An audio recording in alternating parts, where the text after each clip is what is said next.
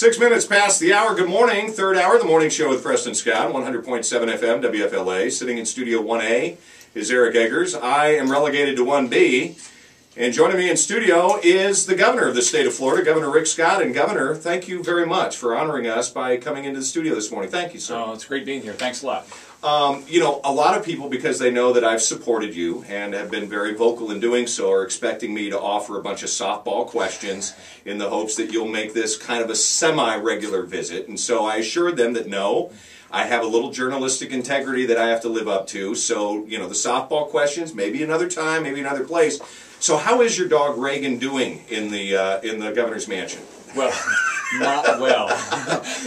he doesn't like all the people coming in.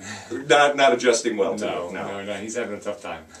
When you took over as governor, you bring a tremendous business acumen to the equation, and you have. I was in fact struck by a comment you made that we've been airing on the program this morning, and that is you used the word "we taxpayers." You have not forgotten that you are a taxpayer yourself, because it seems as though when people enter public office, there's a transition that takes place, and they kind of forget that, and it becomes an us and them type of thing. No. I know. First off, I'm a taxpayer, and I represent taxpayers. That's who I represent. I represent all the citizens, but this is their tax money. And there's no free money out there, and everybody in the state's paying taxes, whether you're paying sales taxes or you know, income taxes or property taxes, you're paying taxes. And so my job is to make sure that we get the biggest bang for those taxes. You know, I've got to pick and choose which things I can focus on, because you cannot. There's not unlimited dollars out there. You can't do everything, so you've got to say, just like everybody in their household has to do. What am I going to do this year with this money? I have limited dollars. Nobody has unlimited dollars. Governor, as you might imagine, in Tallahassee with our station, we have a large part of our audience that works for the state. Right. Because we deal with a lot of state issues, not just local government issues, but state issues. So let's just, for the sake of a couple minutes here, let's think of this as a huge staff meeting.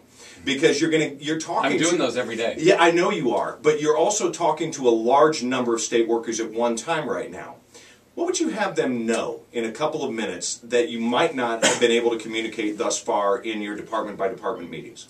Well, the first thing is, I know they work very hard. If you look at people that work at the state, a lot of people come to work for the state because they believe in a mission. They believe that they can accomplish something that you don't get to do necessarily those type of jobs in the private sector. So take corrections. That's where I was yesterday. They're doing something that private sector doesn't do much of. I mean, we do have private companies doing prisons, but so they do it because they believe in something. So first off, I respect what people do. I'm appreciative of what they do.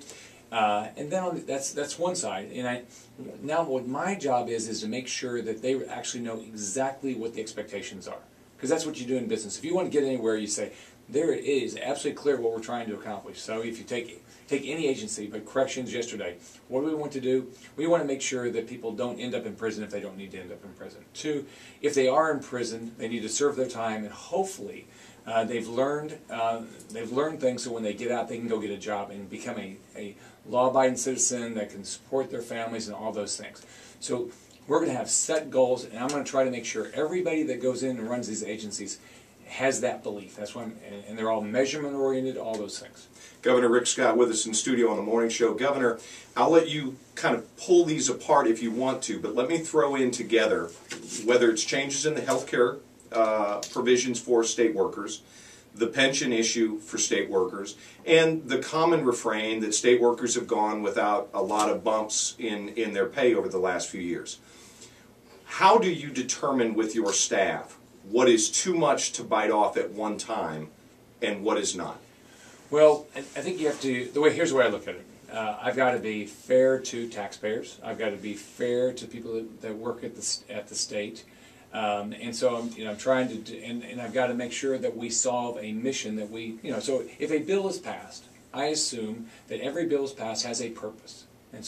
And we're only going to do what that purpose is, and we're going to do it the most efficient way we can.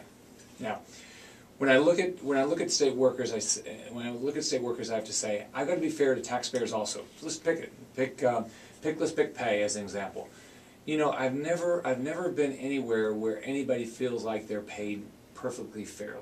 It's just absolutely impossible. It's not the easiest thing in the world to do. If you look at what's happening in the private sector, though, right now here's what happens.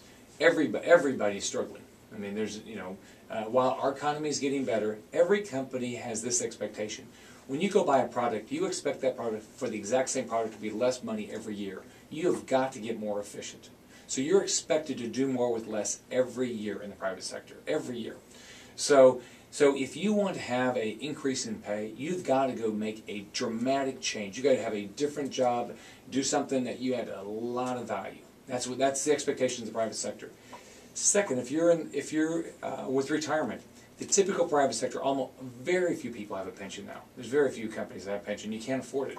It was nearly just like the state, the counties, the cities. They don't do a good job of pre-funding these things.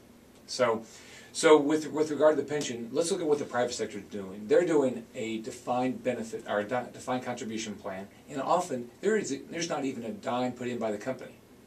And that's the private sector today, whether we like it or not. Next, on top of healthcare, what we've all found out in healthcare, the only way to control healthcare costs is have the individual that's going to get the care more involved in what it costs. That's the only thing that's ever worked. That's the only thing that's ever worked, like sort of everything else in life. So what's happened in the private sector is every year the individual, the employee, is paying more and more of their healthcare costs. It's the only way to control it. The state, you haven't had to do that very much, almost none. So on the pension, we've got to go to where we have a pension plan that's viable. Because I walk into a room and I say this: if there's 8 people in the room, who of you is fine with not getting any pension? Because right now we don't have a fully funded pension, so somebody is not going to get paid. All right, and do we want to make sure that everybody that's in the pension can rely on it? That's what I want. So that's why it's fair that employees pay 5%. That's absolutely fair. It's not fair to taxpayers. And for younger workers, drop is not. That you can retire and stay on the job and get continue to get your pension. It's just not fair. We can't pay for it. And so I'm going piece by piece by piece and saying, I want something that people can say, I can really rely on it, and it's fair to taxpayers.